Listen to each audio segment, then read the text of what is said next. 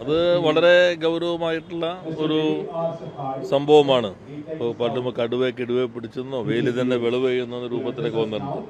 ഒരു കാര്യം നമുക്ക് എല്ലാവർക്കും അറിയാം, ഇത്തരം കേന്ദ്ര ഏജൻസികളെ രാഷ്ട്രീയ താല്പര്യങ്ങൾക്ക് വേണ്ടി ദുരുപയോഗപ്പെടുത്തുന്നു എന്നുള്ളത് നമ്മുടെ നാട് മനസ്സിലാക്കിയിട്ടുള്ള യാഥാർത്ഥ്യമാണ്. സുപ്രീം കോടതി വിധിയുടെ അടിസ്ഥാനത്തിൽ ഇലക്ട്രോണിക് ബോണ്ടുകളെ സംബന്ധിച്ചുള്ള വിശദാംശങ്ങൾ പുറത്തുവന്ന ഘട്ടത്തിൽ കേന്ദ്ര അന്വേഷണ ഏജൻസികളുടെ അന്വേഷണം നടക്കുന്ന സ്ഥാപനങ്ങളിൽ നിന്ന് കൂടുതൽ അത്തരത്തിലുള്ള സംഭാവനകൾ രാജ്യം ഭരിക്കുന്നവർക്ക് കിട്ടുന്നു എന്ന് വ്യക്തമാവുകയുണ്ടായി. അപ്പോൾ അങ്ങനെ ഒരു സമീപനം അവർ സ്വീകരിക്കുമ്പോൾ ഉദ്യോഗസ്ഥർ തന്നെ നേരിട്ട് ഇത്തരത്തിലുള്ള നടപടികളിലേക്ക് വരുന്നു എന്ന ഞെട്ടിപ്പിക്കുന്ന വിവരങ്ങളാണ് ഇപ്പോൾ പുറത്തു വന്നിട്ടുള്ളത്. വളരെ ഗൗരവത്തോടു കൂടി തന്നെ ബന്ധപ്പെട്ടവർ അത് പരിശോധിക്കേണ്ടതുണ്ട്. നേരത്തെ പലരും പറഞ്ഞുകൊണ്ടിരുന്ന കാര്യങ്ങളെല്ലാം തന്നെ ഇപ്പോൾ യാഥാർത്ഥ്യമായി വന്നിരിക്കുന്നു. നമ്മുടെ രാജ്യത്തെ കേന്ദ്ര ഏജൻസികളുടെ വിശ്വാസ്യതയെ പൂർണ്ണമായും തകർക്കുന്ന നിലയിലേക്കുള്ള സമീപനം കേന്ദ്ര സർക്കാർ സ്വീകരിച്ചതിനനുസരിച്ചുകൊണ്ട് ഉദ്യോഗസ്ഥരും ആ പ്രവൃത്തിയിൽ കുറെ കൂടി വ്യാപൃതരായിരിക്കുന്നു എന്ന് വേണം മനസ്സിലാക്കാനായിട്ട്.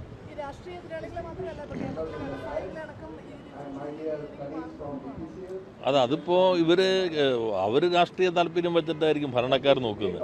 അപ്പോൾ അങ്ങനെ ഈ മോന്തായം വളഞ്ഞ മൊത്തം വളയുമല്ലോ. അപ്പോൾ അതിനനുസരിച്ചുകൊണ്ട് ഇതിനകത്ത് കുറച്ച് അവർ നനയുമ്പോൾ ചീരി നനഞ്ഞ് കുറച്ച് ആശ്വാസം അവർക്കും കിട്ടും എന്ന നിലയിൽ ഉദ്യോഗസ്ഥരും അത് ഉപയോഗിച്ചിട്ടുണ്ടാവും. അതിനാവശ്യമായൊരു പരിസരം യൂണിയൻ ഗവൺമെന്റ് സ്വീകരിച്ചിട്ടുണ്ട്.